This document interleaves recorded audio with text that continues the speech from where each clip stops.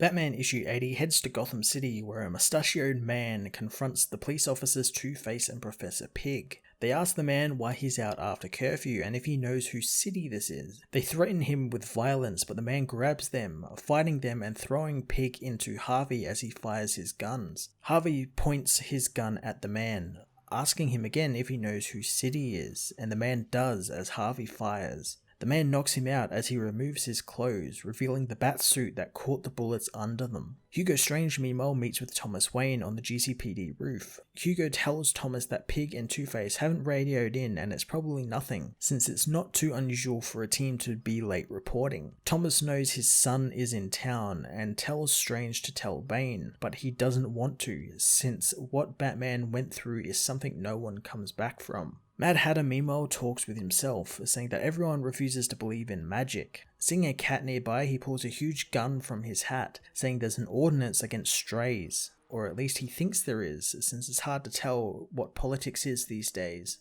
Before he can kill the cat, he is grabbed by Catwoman's whip, pulled down the dark alley towards Selina. Kite Man meanwhile has his kite shredded by Batman, who captures him before he falls off the roof. Elsewhere, Gotham Girl apologizes since she can't see Batman and Catwoman anywhere in the city. Thomas implores her to stop using her powers, since without another dose she will die. Claire wants to keep going, but Thomas grabs her, saying that they don't need her to use her powers since he will find them himself, but for what Damian has done to her, he will. Batman meanwhile faces Hush, fighting Tommy while quoting Plato. He takes down the villain as Thomas puts Claire to bed, told by Ventriloquist that he has a message for Bane that says because of Damian's unwanted presence and Claire's inability to stop him, he wants Thomas to kill Damian and dispose of the body publicly. As Batman knows the order will have been given for Thomas to kill Damian, Thomas puts on his cowl and goes to the cave, confronting the captured Damian. Batman tells Hush he can't stop Thomas, since he's good enough and knows Bruce all too well, as Thomas pulls his gun, pointing it at Damian and getting ready to pull the trigger.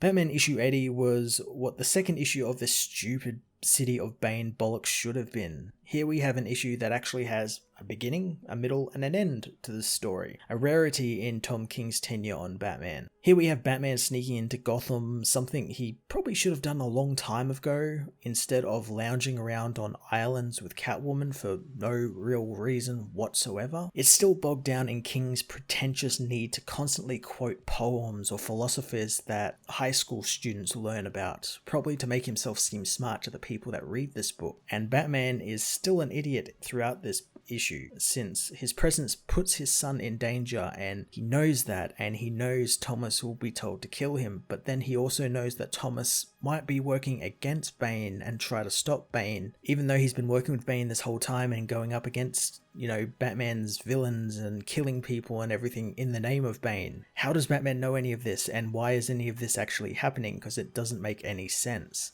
For Batman's big return to Gotham, it was quite the wet fart. 5 issues left, and this will probably be the most coherent of them all. Shame John Romita's Jr. art wasn't very good this issue. I'm going to give this issue a 3 out of 10.